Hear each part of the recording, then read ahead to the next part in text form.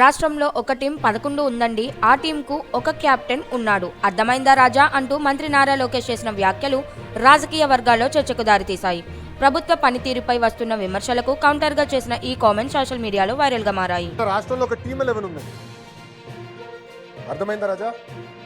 అర్థమైందా రాజా? టీం 11 వాళ్ళ కల్తీ మద్యానికి, కల్తీ నెయ్యికి, బాబాయిని లేపేసేదానికి బ్రాండ్ ఉంది. ఎంత అన్యాయంగా ఈరోజు వాళ్ళు వాదిస్తున్నారు కూడా మనం చూడాలి. ఈ టీం 11కి కెప్టెన్ ఉన్నాడు. మన గుంటూరుకి వెళ్ళి చెప్తున్నాడు క్లీన్ చిట్. నిజంగా నాకే అర్థం అలా ఈ మహానుభావుడు అసలు ఏం చదివాడు బాబు అని. చార్జ్ షీట్ ఇంగ్లీష్ లో ఉంది. ఇంగ్లీష్ వచ్చాయి మహానుభావుడికి. 250 కోట్ల రూపాయల అవినీతి దేవుడిని అడ్డంగా పెట్టుకుని వెంకటేశ్వర స్వామి దగ్గర నుంచి 250 కోట్ల రూపాయలు దోచేసిన వాళ్ళు ఈరోజు క్లీన్ చిట్ వచ్చిందని నేను చెప్తున్నాను.